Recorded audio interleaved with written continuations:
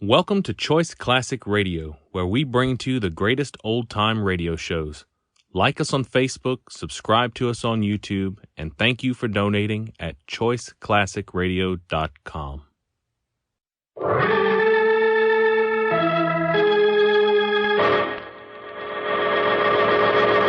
From New York City, the makers of Clipper Craft clothes for men and 1,036 leading retail stores from coast to coast present the world's most famous detective, Sherlock Holmes.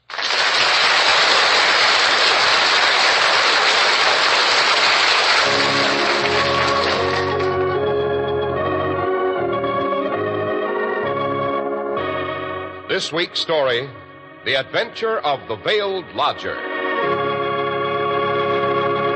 Well, here we are again, about to enter Dr. Watson's familiar study, but, wait, what's this? Boxes and suitcases and trunks, fishing rods and nets and reels piled up in the hallway. Oh, don't let it upset you, Mr. Harris. It simply means Mrs. Watson and I are about to start off on our summer vacation.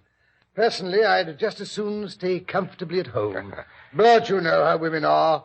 Have to have an excuse to buy a lot of new summer clothes, and then they have to go off somewhere to show them off. Oh, yes. Seems to me I've heard you'd bought quite a few new Clipper Craft suits and sport jackets yourself, Dr. Watson. Well, you wouldn't want me to embarrass the little woman, would you? Oh, good grief, no. And there's one way of making sure the women of the family will be proud of you. Of course, buy Clipper Crafts. All right, you are, Dr. Watson. And now, before you begin the story you promised us, The Adventure of the Veiled Lodger... Which has to do with a very horrible murder that interrupted a fishing trip Holmes and I were enjoying. It was brought to our attention by little Jojo, the clown who traveled with Rhonda's circus. It seems that Sahara King, the lion, had got loose. Hey, hold on a minute, Dr. Watson. Before we meet these clowns and lions and circus murders, suppose I say a few words on behalf of the generous gentlemen who have footed the bill for this long and delightful series of Sherlock Holmes reminiscences. That is a motion I second with pleasure, Mr. Harris. Very well, then, Doctor. You can buy clothes for almost any price you wish to pay, but it's hard to believe you can buy such really magnificent suits for only $40 to $47.50, tropicals for only $33.75 to $40, and sport jackets for only $26.50. We're speaking of Clipper Craft clothes, of course. The only way you can prove this to yourself is by seeing Clipper Craft for yourself and by comparing them with suits selling for many dollars more. Clipper Craft clothes are made according to a plan that makes these out-of-this-world values possible. In the Clipper Craft plan, 1,036 of the nation's finest independent stores from coast to coast, stores you can trust, voluntarily concentrate their buying power to provide steady year-round operation, reduce manufacturing and distribution costs. Despite rising manufacturing costs, you make a real saving. See your Clipper Craft dealer tomorrow. Compare Clipper Craft with clothes selling for many dollars more.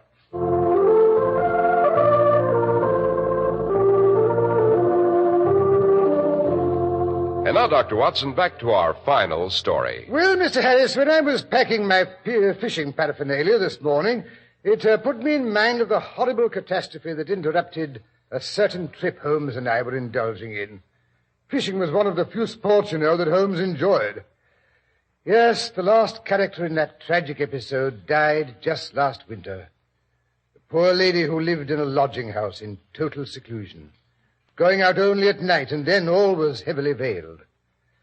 Yes, I have finally decided to tell the case of the double tragedy at Abbas Parva. Abbas Parva. That's a curious name, Doctor. Was it in Italy? No, Mr. Harris. Abbas Parva is a small village in Berkshire. Rhonda's circus had halted there for the night on its way to Wimbledon. They were simply camping and not exhibiting, as the place is so small it wouldn't have paid them to open. Rhonda's circus. I don't believe I've heard of it, Doctor. Was it a big one? Well, for those days, yes. Rhonda was at one time a household word in England and on the continent. I don't believe he ever went to the United States. He was the rival of Womwell and of Sanger, perhaps the greatest showman of his day. There is evidence, however, that he took to drink, and that both he and his show were on the downgrade at the time of the great tragedy. Well, it was spring, and the trout season was on. Holmes and I had gone to Berkshire to a place we knew for a bit of fishing. Late one afternoon, we received a message from Rhonda's circus that it was encamped in the neighboring hamlet of Abbas Parva. It seems Jojo wanted to see us. It was a fine evening, so after supper, Holmes suggested we stroll over and have a chat with him. Jojo was an old friend of Sherlock Holmes. Mr. Holmes certainly had a great variety of acquaintances, Doctor. Everything from clowns to cabinet ministers. Yes, quite. And I rather suspect he preferred the clowns. He always said they were more human. Well, we found Jojo behind the cook tent smoking his evening pipe. The peculiar, exhilarating smell that a circus carries with it hung heavy in the still air. I know. It's made up of animals and peanuts and sawdust and canvas and pink lemonade. That's as good a description as any, Mr. Harris. Well, everything looked peaceful enough, but there was an undercurrent of excitement about. Somewhere in the distance, a lion roared.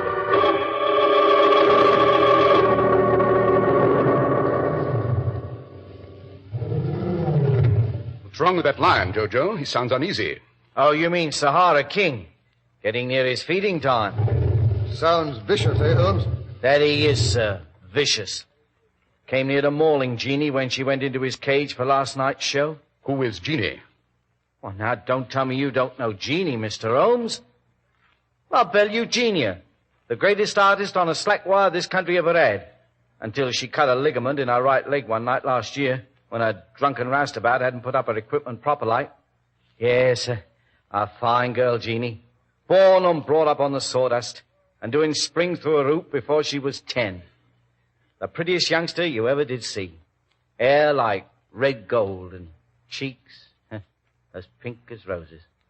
Well, she's only 28 now and an handsome woman still, but she's seen a bit of life, Mr. Holmes, and it's left its mark, I guess. Oh, what happened?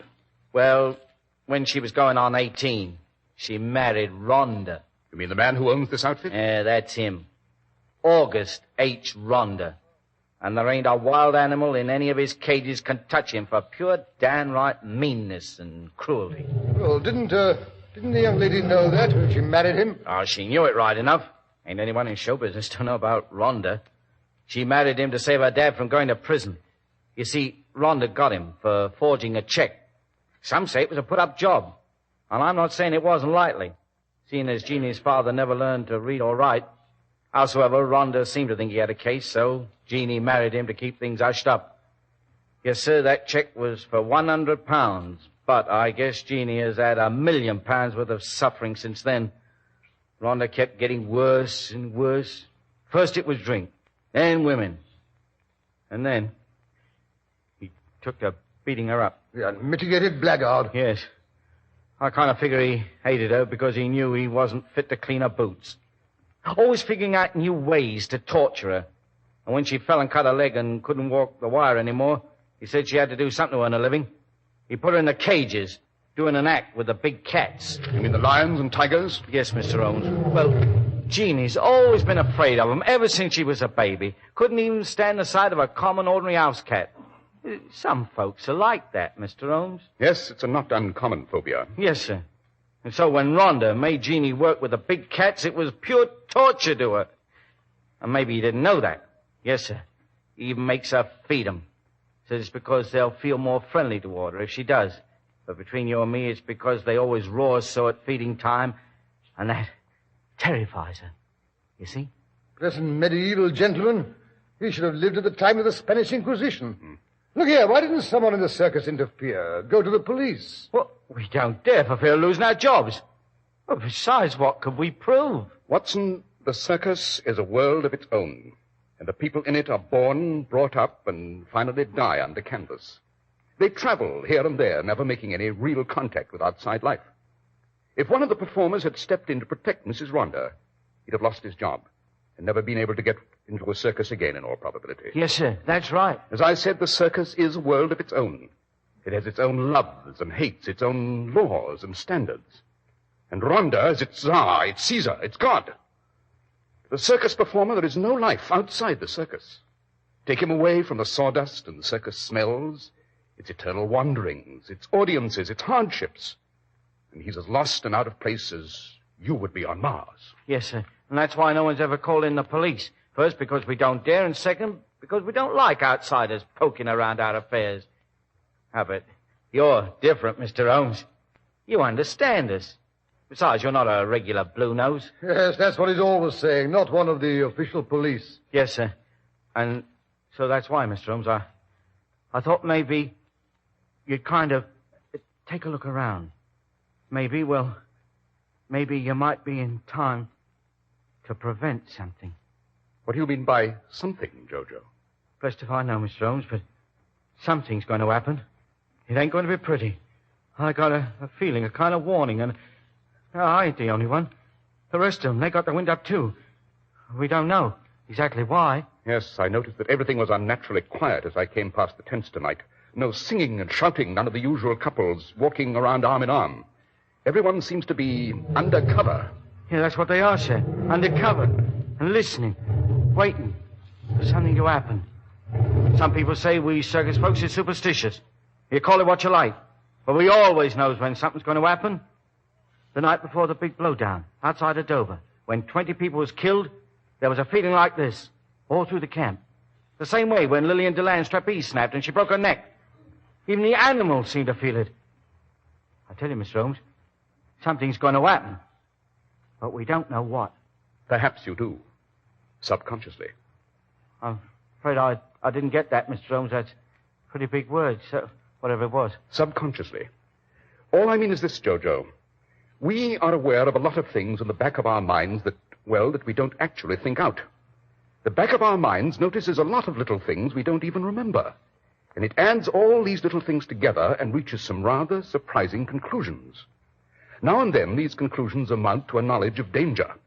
And the subconscious mind tries to flash us a warning, and we feel uncomfortable, because we cannot go back into our unconscious minds and dig out the items that have gone to make up the total. Well, if you can't, you can't, I guess. But sometimes you can, if you have help. Now then, Jojo, you say you're worried, and Jeannie Rhonda is obviously uppermost in your mind. Yes, sir, I don't feel right about Jeannie. Not since Sahara King tried to maul her last night. No, that's a fact. I see. But she doesn't have to go into his cage again until you reach your next stand. Am I right? Well, no. Well, that is, she's supposed to feed him tonight. But I heard her say to Rhonda this afternoon she wasn't going near the beast again, ever. Defiance. Rather unusual after all these years, eh, Jojo? Yes, Mr. Holmes. It's an hour past Sahara King's feeding time. He's getting worse every minute. Jojo, what has happened lately to give Jeannie Rhonda the courage to defy her husband? Well, sir, that is, I really don't know, by rights. But you suspect something. Well, that is, I really wouldn't like to say, you see. Well, I'm fond of Jeannie. Someone has joined the circus lately. Someone who isn't afraid of Rhonda, but who is fond of Jeannie. Am I right? Well, I wouldn't say he's really fond of her. Maybe it's just because if Rhonda dies, the circus belongs to his widow. And anyone can see that Rhonda's liable to have apoplexy any day if he don't give up drinking like a sponge. But, well, bless me. How did you guess, Mr. Holmes? Nothing persuades a woman to defy one man as quickly as the knowledge that there's another man to back her up. And who is this chap who isn't afraid of Rhonda? It's Leonardo, the new strong man. He's handsome, all right. Strong as an ox, but I don't trust him, Mr. Holmes. He don't look you straight in the eye. Oh, I'm not blaming Jeannie. I guess compared to old Rhonda, he looked like the angel Gabriel, and besides, he's the first man that ever did show her any attention. She's been pretty lonely sometimes. Do you think Rhonda suspects this attachment? That I don't know, Mr. Holmes. I wish to heaven I did. Seems he came home unexpected last night. As a rule, he sits drinking in some pub or other until closing time, but last night he came home early, and Jeannie wasn't in their wagon. He liked to tore up the place. But whether he found out something, I couldn't say. I wish someone would feed that beast so he'd stop that caterwauling. It gives me goose flesh all up and down my spine. And well it may. If he ain't fed soon, it won't be safe for anyone to go in his cage. Yes. Come along, Watson. I think the sooner we reach it, the better. Oh, you mean you're going to interview that lamb? What do you think it is, Mr. Holmes? What's going to happen? I'm not certain, Jojo. But doesn't it strike you as curious that if Rhonda isn't going to force his wife to feed the beast, he hasn't sent someone else to do it? You think he's just letting her put it off until the beast's in a filthy, dangerous rage? In a killing rage, perhaps. By Jiminy. That'd be just like him. To make her go in there, and not a chance of Exactly. And no one could ever prove he meant to kill her. Oh, he must be almost there. That beast sounds unpleasantly close. Just around this tent, sir. Holmes, why are you cocking a revolver? You don't actually think... Listen. No, Someone on the other side of the tent talking. Oh, yes, you will. Think you can defy me, my girl? I'll show you. But I'm afraid. Oh, Augustus, please, just this once. It's them, Rhonda and Jeannie. Open that cage and get in there. I'll flog the skin off your back. I'll show you who's your master. Thought I didn't know you were sneaking out nights. Unlock that cage! Oh, hurry, we must stop her. She can't go in there.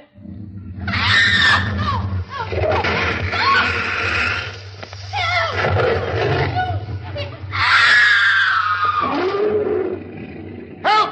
Help! Sahara's loose! Help! Help! There they are. Sahara's out of the cage. Got her down. In her face. Stand back, Watson. I'm going to shoot. You got him. You got him. Jeannie. Jeannie. Are you hurt? Her face. Oh, it's torn to pieces. She's covered with blood. Oh, Jeannie. Easy there, Jeannie. Jojo. Easy. Watson, is she dying? No, I think we can save her, but she'll be horribly disfigured. And this man over here, I take it this is Rhonda. Yes, Mr. Holmes. Sahara must have got him, too. He's gone, I'm afraid. Back of the skull completely crushed. Good Lord, that animal must have had a paw like a sledgehammer. Look how the claws tore the scalp. I wonder. Well, I must say I don't see anything to wonder about, Holmes. The lion escaped from the cage and went for both of them. Yes, but why not the other man as well? What other man? The one who screamed and ran away. Oh, coward. He could have saved me. Coward. Oh.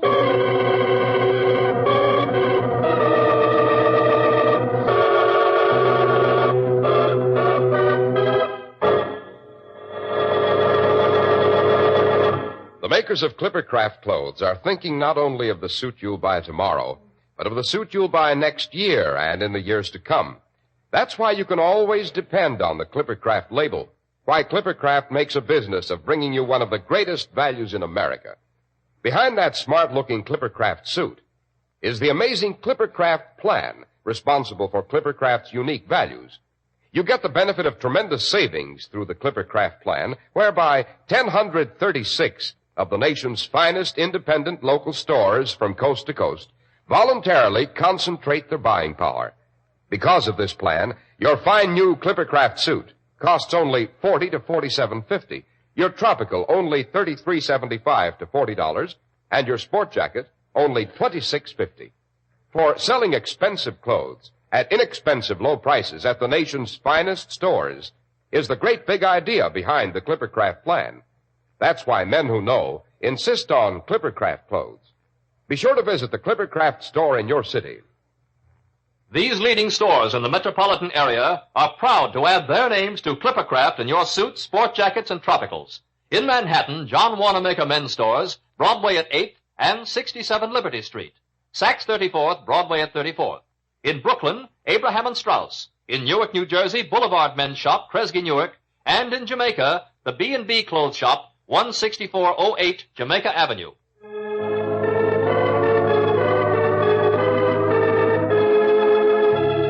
And now back to Sherlock Holmes and Dr. Watson. We find Holmes smoking his pipe deep in contemplation as he waits for Dr. Watson to finish caring for Mrs. Rhonda. The night is black and breathless. Even the animals are hushed. A heavy-footed figure approaches. Well, Watson? She'll live, but she won't enjoy it, I'm afraid. Horribly disfigured, eh? Look here, Holmes, it's getting late. Let's be getting on home. There's nothing more we can do here. After all, you can't arrest a lion for murder, you know. If it was a lion, Watson. Oh, what do you mean, if it was a lion? We saw him, didn't we, tearing at that poor woman's face. I'm not thinking about the woman, Watson, but her husband. He was lying fully 10 paces from the cage. I doubt if the lion ever got that far. Oh, rubbish, Holmes. You're trying to build bricks without straw. This isn't a case for the police. Perhaps not. It may very well be a case for Sherlock Holmes. Oh, that's conceit, pure and simple. Come along, Holmes. I'm nearly dead for sleep. So you don't think it's a case, Watson? No, I don't. Then would you mind telling me what, to your way of thinking, did happen? Well, it's all rather obvious. Jeannie Rhonda opened the cage, the enraged lion jumped past her, killed her husband with a blow, and then returned to finish her off. It was the back of Rhonda's skull that was crushed, remember? Well, naturally, he turned and ran when he saw the beast coming for him. And the man's voice, the man we heard shouting for help? Oh, Holmes, don't be pig-headed. Of course Rhonda called for help when he saw the lion was out of control. You mean to tell me a man can still cry out with the back of his head battered in? Well, no, that is... And we could still hear his voice after his wife's cries had been stilled? Well, of course... Furthermore, Rhonda's body was lying with the head pointing towards the cage, not away from it, as would have been the case if he'd been running away and attacked from the rear. No, Watson, Rhonda was facing the cage when he was struck down. Struck down by the man who called for help but ran away when the lion, infuriated by a smell of human blood, turned on Mrs. Rhonda. Yes, but... That's why she kept saying, coward, he could have saved me. That man could have driven off the lion with a weapon used to kill Rhonda if he hadn't lost his nerve. Yes, but look here, Holmes. Rhonda was killed by the lion. He must have been. The marks of his claws were left on the skull. You saw that yourself. Mr. Holmes. Mr. Holmes. Oh, there you are, Jojo. What does she say? Did she see who killed her husband? She won't talk, Mr. Holmes.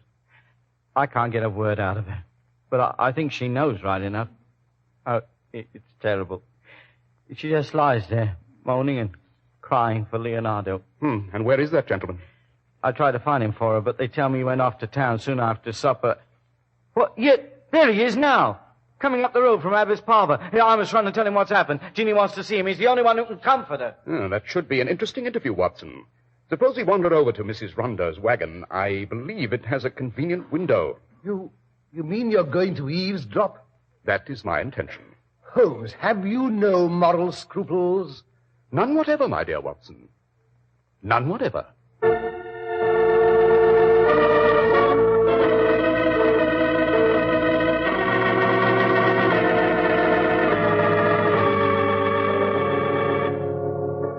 Here, Watson.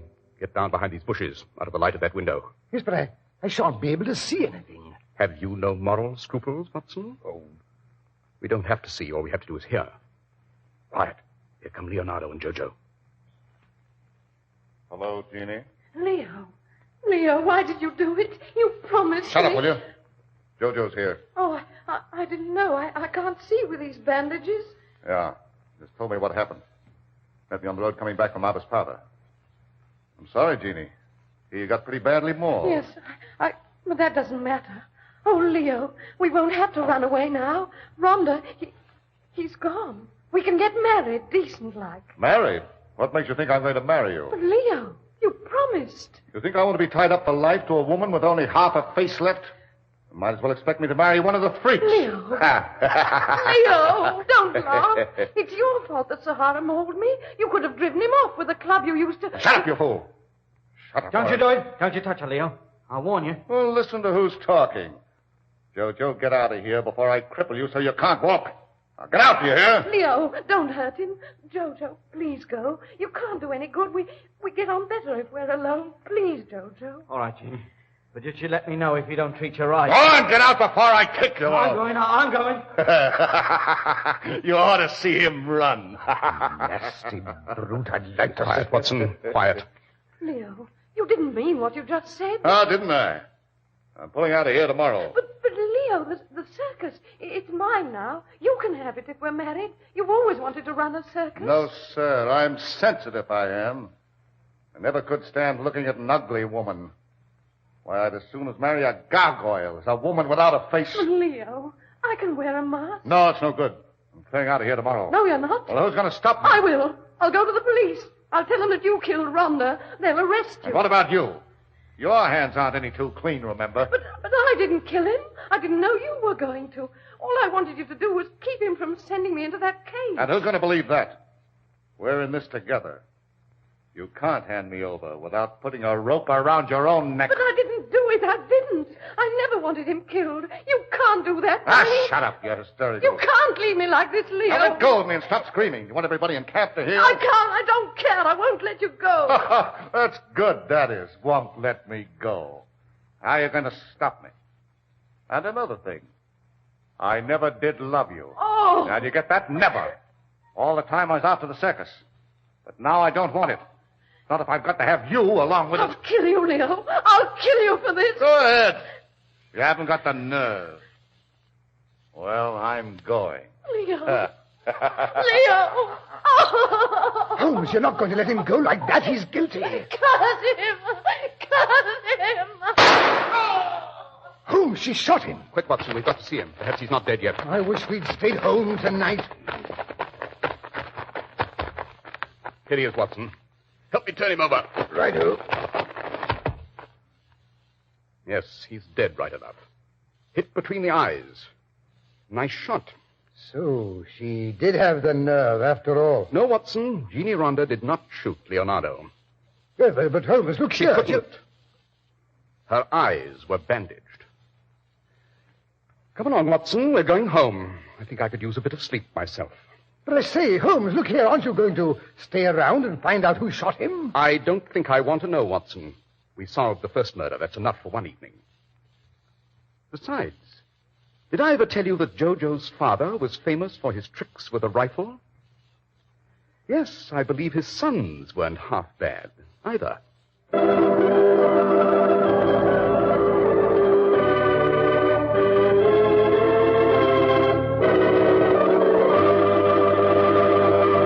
But, Dr. Watson, didn't the police ever discover who killed Leonardo? No, Mr. Harris, they didn't. His body was discovered on the road to Abbas Parva. I dare say some of the circus people suspected the culprit, but circus people are notoriously close-mouthed. Well, Doctor, there's one more point I don't quite understand. How did the marks of the lion's claws happen to be found on Ronder's skull if Leonardo killed him? Well, it was really rather simple, Mr. Harris. Holmes eventually found a club with 5 spikes in it at the bottom of the scum-covered pool in the neighborhood. I don't believe he ever mentioned the fact to anyone, however. Well, that was certainly a very powerful story, Dr. Watson. In fact, Doctor, I'd say it was one of the best stories you've ever told. Thank you, Mr. Harris. I like to finish on a high point, don't you know? But you're not going to go away and leave us for good, are you? You really want me to come back in the fall? You know we do, Dr. Watson. Why, the week would be kind of empty without a Sherlock Holmes adventure to look forward to. Well, in that case, I think it could be arranged. All I wanted was a little coaxing, you know. Well, then consider yourself coaxed, Dr. Watson. Thank you, Mr. Harris. And a most heartfelt thank you to all our radio friends who have so patiently listened to the reminiscences of a venerable medico who was fortunate enough to become the biographer of Sherlock Holmes. And last, but by no means least, thanks to our generous sponsors who have made these half hours possible. You know, Dr. Watson, I sometimes suspect they are Sherlock Holmes fans, too. I hope so, Mr. Harris. I certainly hope so. And now a pleasant vacation to you and all our friends. The same to you, Dr. Watson, and have fun in your new Clippercraft wardrobe.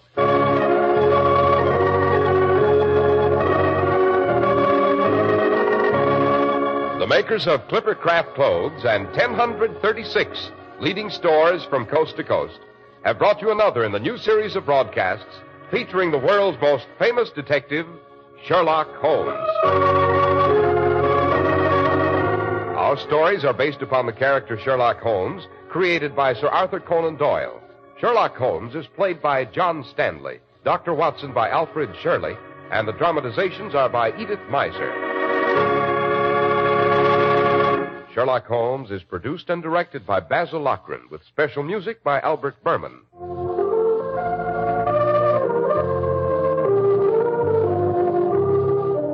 John Stanley, known best to you as Sherlock Holmes, has turned author. Be sure to read his article, Powder Smoke, at 221B Baker Street, in the current issue of Black Mask magazine, now on your newsstand. If you don't know your Clippercraft dealer, write Clippercraft, 200 Fifth Avenue, New York City. Well, cheerio, Sherlock Holmes, Dr. Watson, and members of the Clippercraft radio audience until the fall. Best wishes for a most pleasant summer from the makers of Clippercraft clothes for men and 1,036 leading stores from coast to coast. Remember, we'll be on the air again next fall, when Clippercraft will again bring you the world's most famous detective, Sherlock Holmes.